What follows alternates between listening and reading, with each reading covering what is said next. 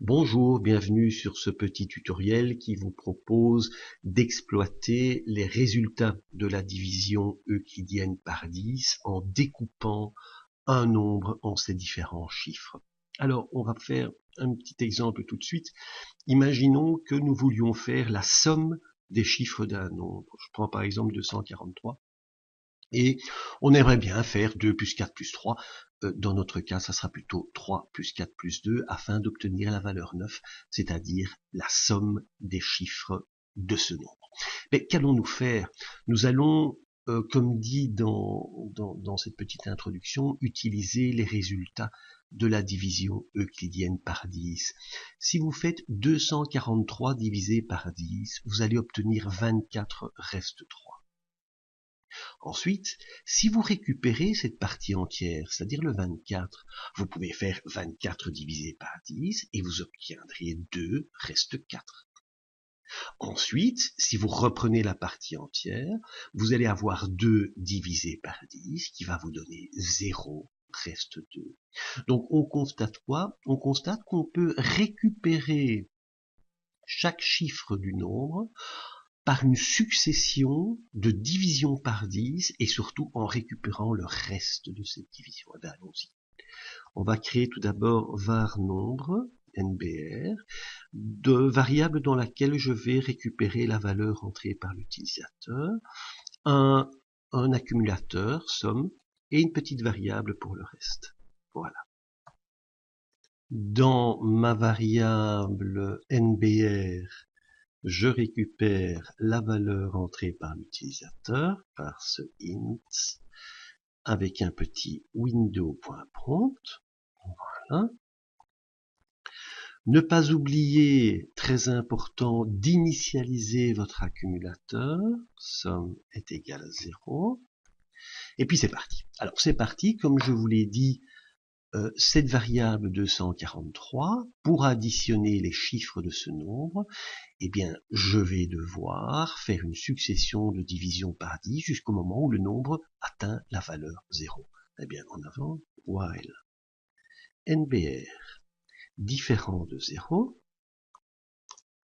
qu'est-ce que je vais faire à ce moment-là? Eh bien, vous vous en doutez, au premier tour de boucle, nous sommes maintenant au premier tour de boucle, l'utilisateur vient de rentrer sa valeur, on initialise l'accumulateur. Est-ce que cette valeur est différente de 0? Si c'est vrai, parce que si ça se trouve, l'utilisateur rentre 0, eh bien, on rentre dans la boucle et je dis reste est égal à NBR modulo 10. Donc maintenant, nous sommes bien d'accord que dans reste, j'obtiendrai la valeur numéro 3. Qu'est-ce qu'on fait ensuite? On va accumuler cette valeur dans notre accumulateur, somme, plus reste.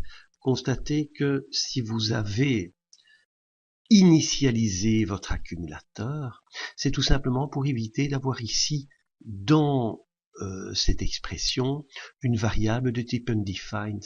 Parce qu'une variable de type undefined plus un number, ben, ça donne un not a number. Une variable de type not a number. Et donc, vous ne pouvez pas faire l'économie de cette initialisation, sinon vous allez aboutir à une erreur. Maintenant que vous avez accumulé la somme, qu'est-ce qu'on va faire? Eh bien, évidemment, il faudra qu'on puisse aller rechercher le 4. Dès lors, on va dire la chose suivante, on va réaffecter nombre, avec quoi? Mais avec le parse int de la division réelle, évidemment. NBR divisé par 10. Si je fais la division réelle, donc comme ici, NBR divisé par 10, j'obtiens évidemment la valeur 24,3.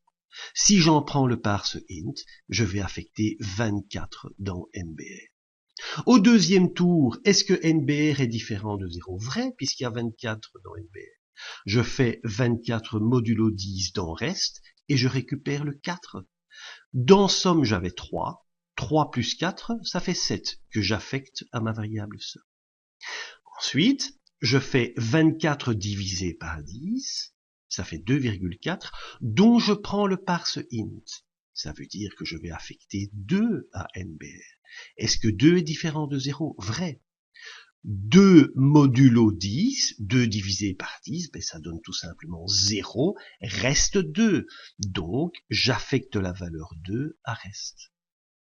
Et je fais 7, la valeur que j'avais dans ma variable somme, dans mon accumulateur, plus 2, 9, que j'affecte à ma variable somme.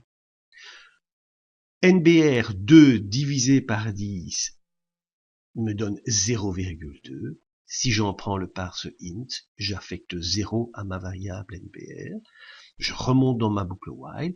Est-ce que NBR est différent de 0? Faux. Et je continue en séquence. Et on va justement aller voir qu'est-ce qui se passe au niveau de la console lorsque je demande l'affichage de ma variable somme.